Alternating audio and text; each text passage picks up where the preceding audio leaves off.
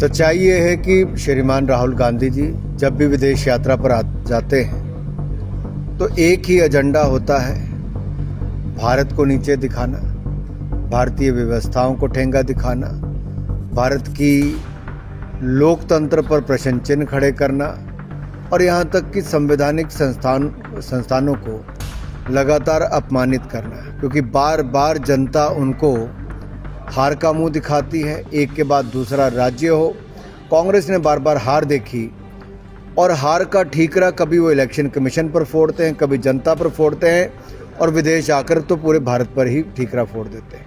पूर्व केंद्रीय मंत्री व सांसद अनुराग ठाकुर के कांगड़ा एयरपोर्ट पहुंचने पर भाजपा कार्यकर्ताओं ने उनका गर्मजोशी से स्वागत किया। इस दौरान पत्रकारों से बातचीत में अनुराग ठाकुर ने कांग्रेस नेता राहुल गांधी की विदेश यात्राओं को लेकर तीखा हमला बोला। अनुराग ठाकुर ने कहा कि जब भी राहुल गांधी विदेश यात्रा करते हैं तो उनका एक ही एजेंडा होता है, भारत को नीचा दिखाना, भारतीय व्यवस्थाओं का अपमान करना और देश के लोकतंत्र पर सवाल खड़े करना।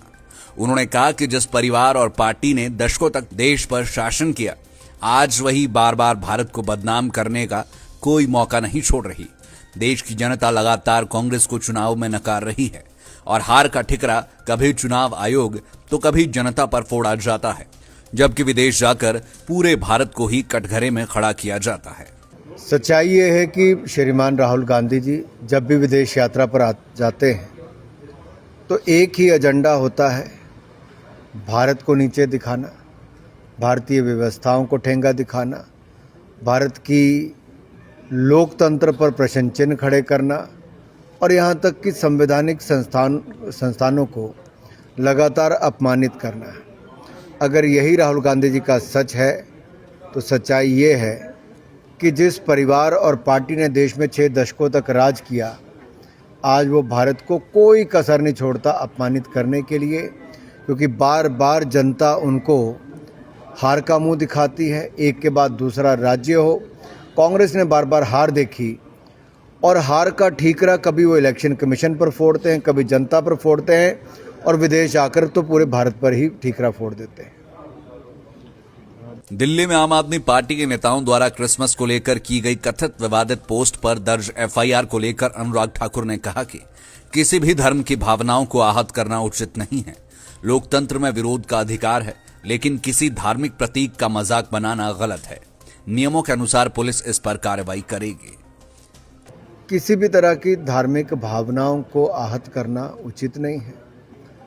लोकतंत्र में आप विरोध करिए, विरोध का आपको हक है, लेकिन एक मजाक बना देना सेंटा क्लॉज का कहीं ना कहीं लोगों की भावनाओं को आहत भी किया है और नियम अनुसार पुलिस उस पर कार्रवाई भी करेगी। मैं इतना ही कहूँगा, देश में धूमधाम के साथ क्रिसमस को भी मनाया गया, अटल बिहारी वाजपेयी जी की जयंती को भी मनाया गया, महामना मदन मोहन मालवीय जी की जयंती को भी मनाया गया।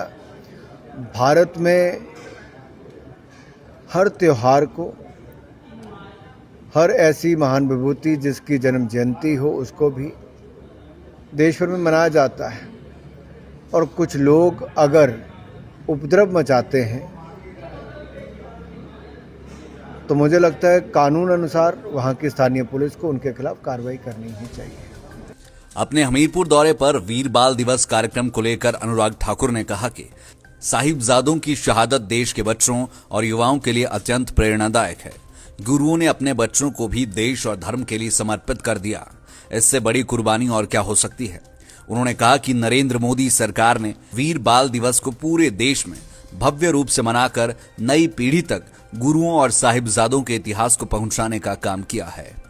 पूरे देश भर के जनता के लिए, विशेष तौर पर बच्चों के लिए, युवाओं के लिए साहबजादों की शहादत बहुत प्रेरणादायक है। गुरुओं ने अपने बच्चों को भी देश के प्रति समर्पित कर दिया और इससे बड़ी कुर्बानी क्या होगी, आज देश के हर नागरिक को जानने की आवश्यकता है। और नरेंद्र मोदी जी की भाजपा एनडीए की सरकार ने इसको देश भर में पूरे धूमधाम से मनाया ताकि आज और आने वाली पीढ़ियों को बता सके गुरुओं के इतिहास को, साहबजादों के इतिहास को मुगलों के खिलाफ किस तरह से लड़ाई लड़ी थी और अपने बच्चों की साहबजादों की कुर्बानियाँ कैसे दे दी थी। यही नहीं, अगर आप देखेंगे अफ़गानिस्तान में भी जब तख्ता पलट हुआ तब भी वहाँ से गुरु ग्रंथ साहब को या सैकड़ों सिख परिवारों को सुरक्षित निकालने का काम नरेंद्र मोदी की सरकार ने किया। हेमकुंड साहब तक रोपवे बनाने का काम कर रहे हैं। करतारपुर कॉरिडोर हमने बनाया। 350वां गुरु तेग बहादुर जी का जहाँ ये वर्ष हम बड़े धूमधाम से मना रहे हैं, वहीं पे 550वां प्रकाशोत्सव गुरु नानक देव जी का हम लोगों ने मनाया। मैं इतना ही कहूँगा, हर बार नरेंद्र मोदी सरकार ने प्रयास किया है कि इतिहास से हमें जो कुछ सीखना है, जन जन तक पहुंचाना है, वो भी पहुंचाएंगे।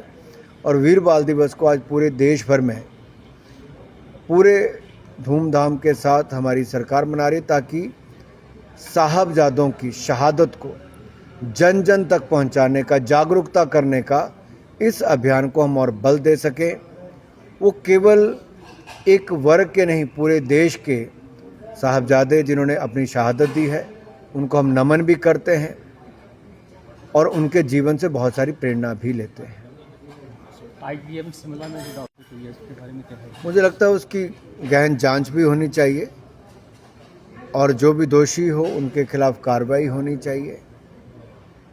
किस कारण से इंसिडेंट हुआ मुझे जानकारी नहीं, क्योंकि कई बार सोशल मीडिया में थोड़ा सा ही दिखाया जाता है, पूरा घटना क्या हुई उस पर पता नहीं चलता, इसलिए उसकी डिटेल में जानकारी लेकर ही उचित कार्रवाई होनी चाहिए। लाइव टाइम्स टीवी के लिए कांगड़ा से राहुल चावला की रिपोर्ट।